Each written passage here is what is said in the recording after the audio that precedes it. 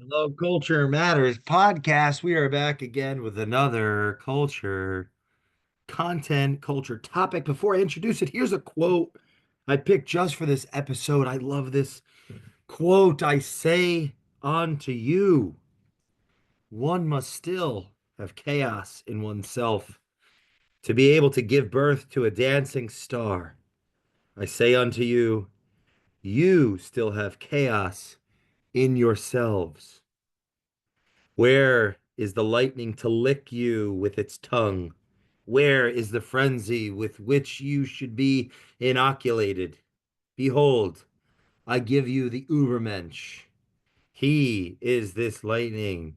He is this frenzy. Friedrich Nietzsche.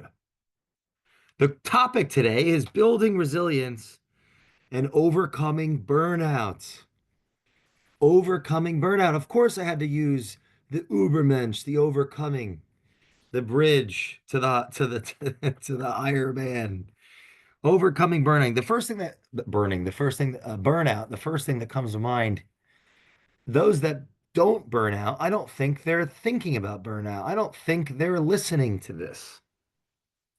So the question becomes, if we're you and me are in the camp of those that have the capacity or the proclivity to burn out, what types of tips or tricks or tactics could we potentially leverage to keep up with those Ubermensch out there, those supermen out there, those those gifted birds flying so high they appear small to us when in fact they're,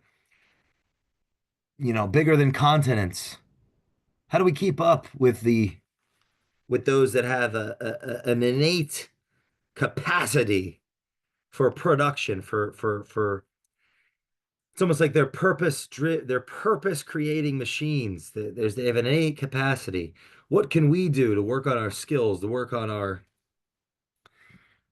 environments, to work on our networks, to work on our habits? As Aristotle said, it's the habits that make the man. I mean, he didn't say it just like that. What did Aristotle say on habits? Aristotle on habits.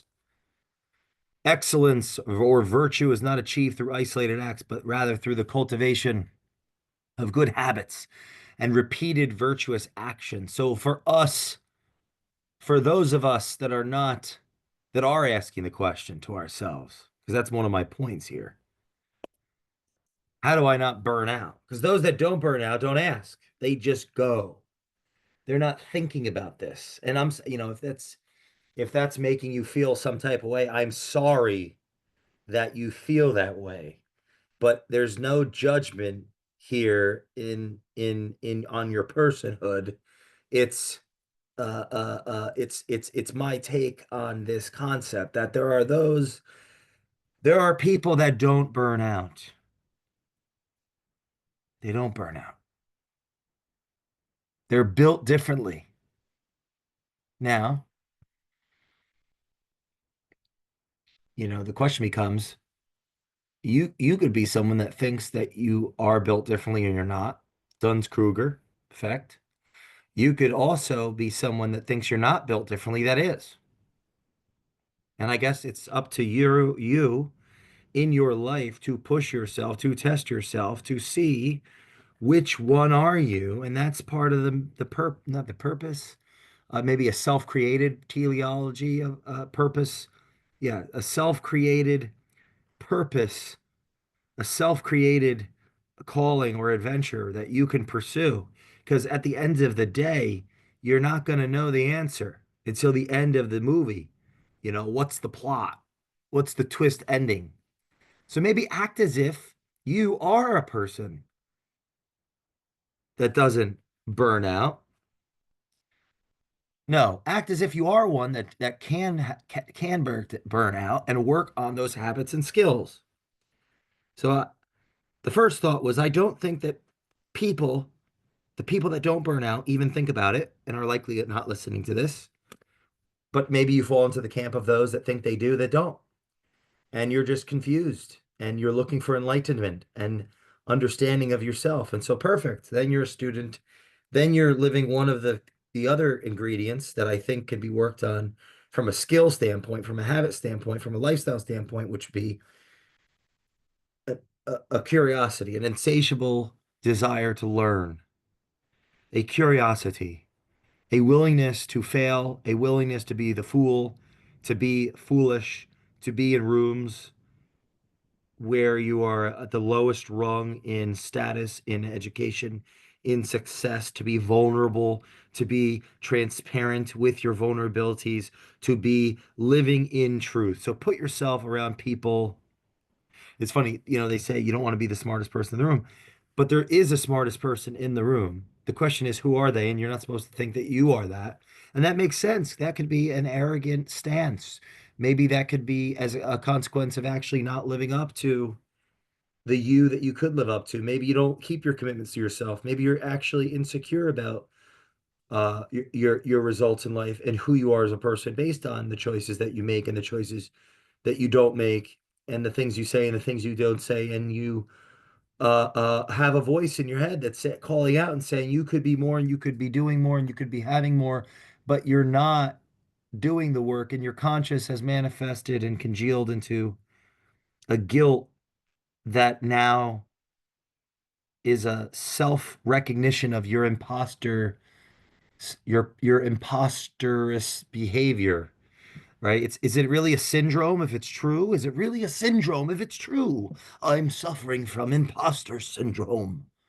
Oh, you mean you just haven't done the work? You actually aren't as good as your brain and mind and spirit know that you could be? The world is changing. It's moving so fast. It's so flat. Comparison, comparison, comparison. It's like rule number two in 12 rules for life. Treat yourself like someone you are responsible for helping. Rule number four in 12 rules for life. Compare yourself to who you were yesterday, not to who someone else is today. It's really, instead of comparing yourself to who someone else is today, recognize, admire, learn from, through, and compare yourself to who you were yesterday. Synthesize. So, like, building resilience and overcoming burnout. And all right, here's a list of things. We are built differently. We have different whys. So there's like like life experience. People, it's been said in many different ways that people that have created monumental success, there are things that have happened to them that they have quote unquote overcome. Maybe they haven't actually overcome them, but they've leveraged them. It's like a barb stuck in your back that no one can see, but you can feel. And it's impelling you into action. It's impelling you into an irrational disequilibrium of, you know, oh, we need balance. How do you have balance? You don't have balance if you're the hero. The hero is the sacrificial element in the story. They die. They lose their culture. They lose everything and gain the world. They at the end, for big part of the movie, the movie or the scene, at the end, the hero is supposed to go back into equilibrium, but in the actual adventure, they're stripped of everything. They're stripped of their former identity. They metamorphosize or metamorphose, if that's the right way to say that.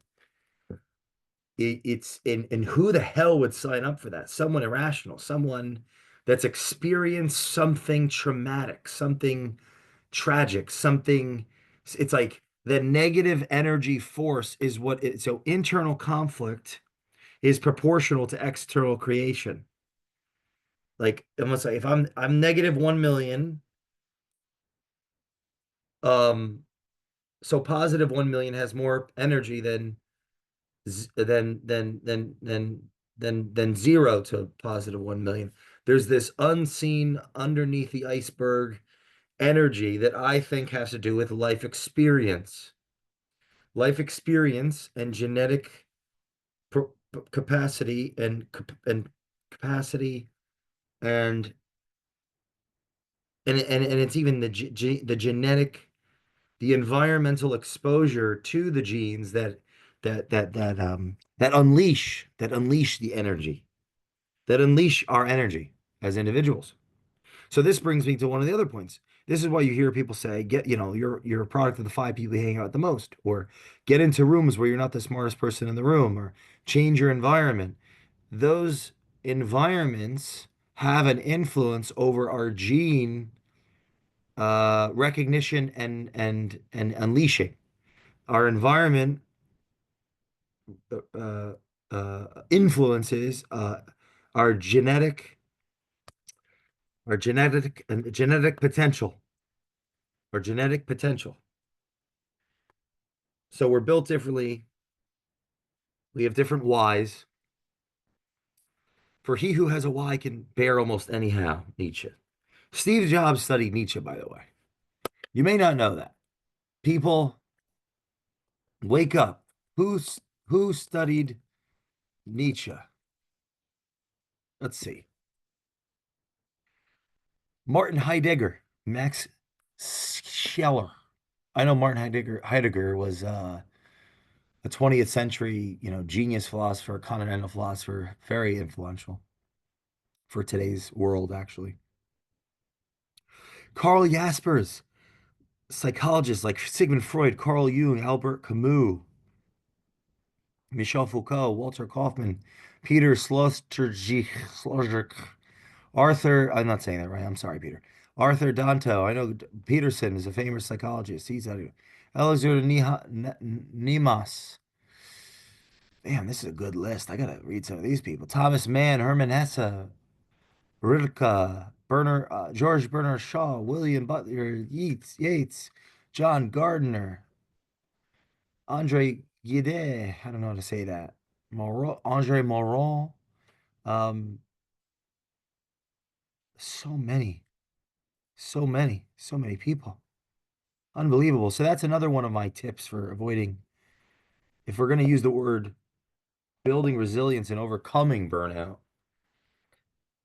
is studying the greats, reading the greats, surrounding yourself with the greats. In our home, there's dozens and dozens of portraits of the greatest minds in the world giving me energy as I walk through our home. Art, I got Warren and Charlie right here. If you're watching on YouTube, Warren Buffett's grass is in my office. I cut it from his lawn, not in there. There's a gate. I don't want to get arrested. And I'm not alone. Thousands of people every year cut his grass for good luck.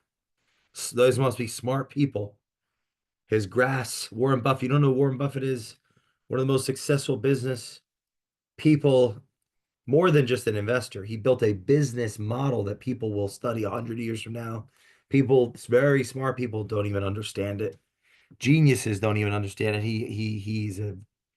Him and his partner Charlie Munger architected a genius business model, and have influenced millions and millions and countless people in many contexts.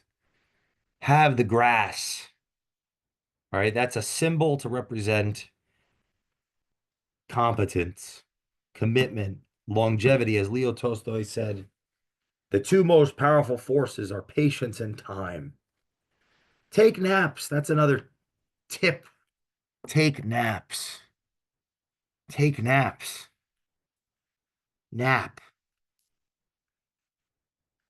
I write things down. My calendar's color coded.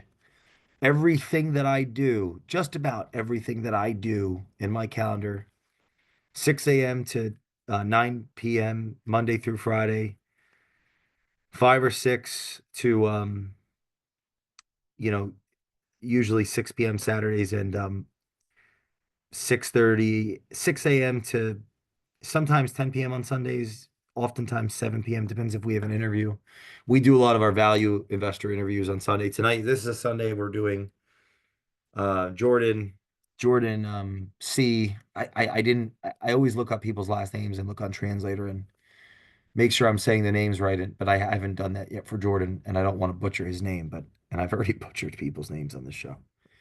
but we have him coming on tonight late on a Sunday. Everything that I've done today is color coded. Is there's I have a whole system that what it does is it keeps me my energy high. I'm trying to release dopamine around these activities. So like orange on the calendar is tentative, red is confirmed, and it has to do with client partner meetings. Blue is more like conversational. It's kind of up in the air. It represents potential. So like conversations with people that are not client partners or that's like usually in blue. Yellow's rescheduled. Dark, dark green is I'm sorry. I said that wrong. Red is podcasts that are confirmed. Dark green is client partners. Light green means it's done, and I put a check mark and write done. So I've done the meeting. If it's a podcast, it goes from, orange is tentative, red is confirmed, and it says confirmed, and everything, the details are there. And then I switch it to check mark and green when it's done, and I number it. So I know it's March. We're in March, the end of March, March 23rd, when I'm recording this 7:06 p.m. Eastern time, and this will be out in a couple weeks. And recorded. This is like podcast recording 75 of 2025. And one thing I just realized I'm not tracking right now is interviews number and monologue number because I'd like to know easily at the end of the year because I publish everything and I look at it and reflect on it. But and all of that leads to productivity. Productivity. I'm constantly looking at my purpose. Right? Because there's like what I have to do and why I have to do it, and then how that relates to the vision. And that's one of the other things you want to work through just being tired. Fuck the idea of burnout. I mean, that's a very lame, uh, uh,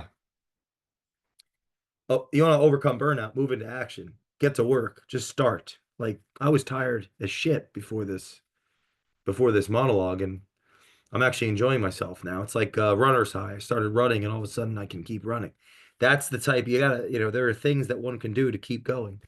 Um, but then it becomes a conversation, how are you built? And then what have you experienced in your life?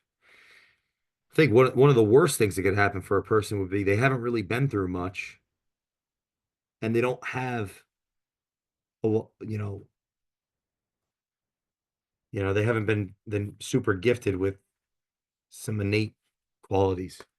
Unfortunately, but that's why you have to love people. I guess maybe that's where morality comes in. Um, so yeah, write things down, color code, literally each color in the calendar stands for something. And I'm going through that. I'm tracking everything. And that's it's motivating. Um, insatiable curiosity. Maybe, I took a personality test and I was in the 98th percentile on curiosity ultimately, that, which pisses me off because I want to be number one. Yes. So there's that. That sucks. That's and I think I know why I'm pissed because in the category of being pissed off, I was like 99. So that's more of a character. Got to work on myself. Got to work on myself. Vision is another one. Vision. Having a goal, farther out goal, like you know where one's going. You have to work on that. Maybe that doesn't come naturally to you. If it doesn't come naturally to you, this is where having advisors, hiring professionals that are capable of actually helping you figure out what you want. That's done through questions, discovery, curiosity, patience, like professional ethic, um, and working with you to figure out what you want based on what you have, like what you have going on in your job or in your business, and that takes attention to detail. It's like a surgical relationship to help you clarify your vision if that's not natural to you or you're not sure how to get started with that. Oh, and the last one I'll say today before I get off here is limit drugs. Limit drugs, limit alcohol. And by drugs, I mean social media, social media addiction, any addiction, anything that's taking your attention, see this? Attention with your eyeballs and deviating it from your goal, from your commitments on your tasks and objectives, or objectives and tasks that you have to commit to and act upon to get closer to that goal. Attention, your attention, your behaviors will follow it. Your attention is rooted to your goal, which reflects the vision. And